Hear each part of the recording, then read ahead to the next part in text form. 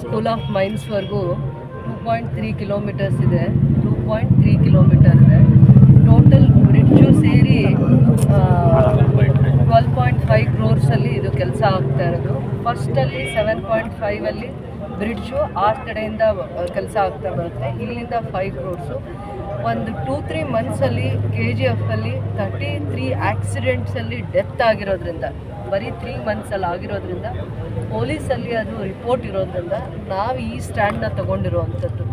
ನಮಗೆ ಆ ಸ್ಪೀಡಾಗಿ ಬರುವಂಥ 2 ವೀಲರ್ಸ್ ಆಕ್ಸಿಡೆಂಟ್ ನಮ್ಮ ಮನಸ್ಸಿಗೆ ನೋವಾಗಿ ಈ ಕೆಲಸನ ನಾವು ಸ್ಪೀಡಪ್ ಮಾಡಿದ್ವಿ.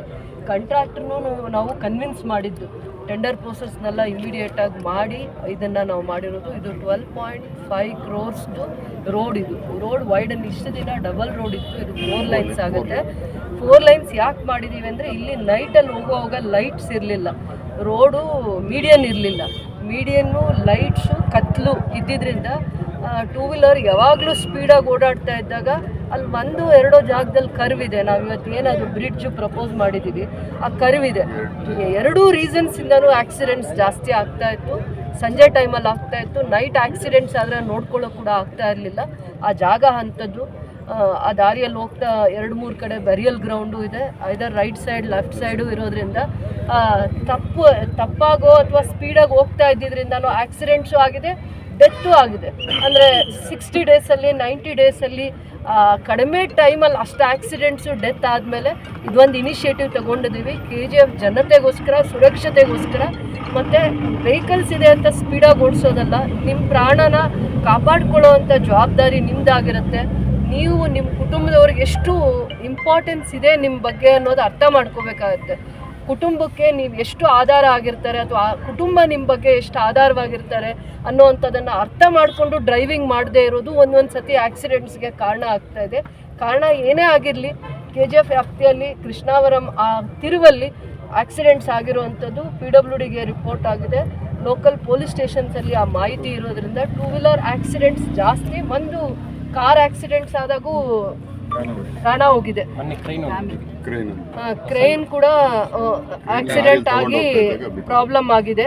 ಆ ಕರುನೆ ಯಾವ ಸ್ಪಾಟ್ ಪದೇ ಆಕ್ಸಿಡೆಂಟ್ ಆಗಿ ಇಷ್ಟೆಲ್ಲ ಡೆತ್ಗೆ ಕಾರಣ ಆಗಿತ್ತು. ಕಾರ್ ಆಕ್ಸಿಡೆಂಟ್ ಇರ್ಬೋದು, 2 ವೀಲರ್ ಆಕ್ಸಿಡೆಂಟ್ ಇರ್ಬೋದು.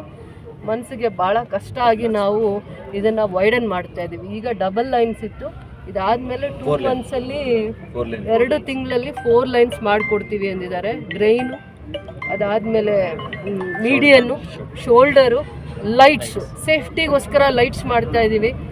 ಪದೇ KGF ಅಲ್ಲಿ ಲೈಟ್ಸ್ ಆಗಿದೆ ಅಂತ ಹೇಳ್ತಾರೆ. 9 ಕಿಲೋಮೀಟರ್ಸ್ನ 2,50,00,000ದಲ್ಲಿ ನಾವು ಲೈಟ್ಸ್ ಮಾಡಿದ್ದೀವಿ.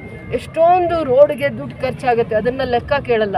ಎಲ್ಲೋ ಒಂದು ಹತ್ರ ನಾನು ಸುರಕ್ಷತೆಗೋಸ್ಕರ, ವಯಸ್ಸಾಗಿರೋರು, ಸೀನಿಯರ್ ಸಿಟಿಸನ್ಸು, ಡೈಲಿ ಟ್ರಾವೆಲರ್ಸ್ಗೋಸ್ಕರ ನಾವು ಲೈಟ್ ಸೇಫ್ಟಿ ಮೆಜರ್ಸ್ಗೋಸ್ಕರ KGF ಬೆಳಕು ಇರಬೇಕು ಅನ್ನೋ ಅಂಥ ಕನ್ಸನ್ನಿಂದ ಮಾಡಿದಾಗ ಪದೇ ಜನ ಪ್ರಶ್ನೆ ಮಾಡ್ತಾ ಇರ್ತಾರೆ. ಆದರೆ ಕನ್ಸನ್ನು ಅರ್ಥ ಮಾಡ್ಕೊಳ್ಳಿ. KGF ಅಲ್ಲಿ ಸುರಕ್ಷತೆ ಇದೆಯಾ? 11 ಗಂಟೆ ಆದಮೇಲೆ ಬಸ್ ಇಳಿತಾರೆ, ಟ್ರೈನ್ ಇಳಿತಾರೆ, ಅವ್ರಿಗೆ ಏನು ಸುರಕ್ಷತೆ ಕೊಟ್ಟಿದ್ದೀವಿ ಅಂತ 9 ಕಿಲೋಮೀಟರ್ಸ್ ನಾವು KGF ಅಲ್ಲಿ ನೀವು ನೋಡಿ, ಆಲ್ಮೋಸ್ಟ್ ನಾನು 9 ಕಿಲೋಮೀಟರ್ಸ್ ನಾವು ಲೈಟ್ಸ್ನ ಕವರ್ ಮಾಡಿದ್ದೀವಿ. ಇಲ್ಲೂ ಕೂಡ ಇವಾಗ ಸ್ಕೂಲ್ ಆಫ್ ಮೈನ್ಸ್ವರೆಗೂ ಕೂಡ ಲೈಟ್ಸ್ ಇರುತ್ತೆ, ಕೃಷ್ಣಾವರಮಿಂದ ಹಿಡಿದು ಮೀಡಿಯನ್ ಬರುತ್ತೆ. ಇಷ್ಟೆಲ್ಲನೂ ಕೆಲಸ ನಮ್ಮ ಟೈಮ್ ಲಿಮಿಟಲ್ಲಿ ಮಾಡಬೇಕು ಅಂತ ಹಬ್ಬದ ಆದಮೇಲೆ ಮಾಡ್ತೀನಿ ಅಂದರು. ನಮ್ಮ ಇದು ನೀರು ಮುಂದೆ ಇವ್ರನ್ನ ಹಬ್ಬ ಆಗೋವರೆಗೂ ಬರಲ್ಲ ಅಂತ ಇದ್ರು. ಆದರೂ ಅವ್ರನ್ನ ಕನ್ವಿನ್ಸ್ ಮಾಡಿಕೊಂಡು ನಮಗೆ ಇಲ್ಲಿ KGF ಜನತೆಗೆ ನಾವು ಸುರಕ್ಷತೆ ಬಗ್ಗೆ ಜಾಸ್ತಿ ಕನ್ಸರ್ನ್ ಇರೋದ್ರಿಂದ ಅವ್ರನ್ನ ನಾವು ಕನ್ವಿನ್ಸ್ ಮಾಡಿಕೊಂಡು ಕೆಲಸ ಮಾಡಲೇಬೇಕು ಮುಂಚೆನೇ ಅಂತ ಅಂದಿದ್ದಕ್ಕೆ ಒಪ್ಕೊಂಡಿವತ್ತು ಭೂಮಿ ಪೂಜೆ ಮಾಡಲಿಕ್ಕೆ ಬಂದಿದ್ದಾರೆ.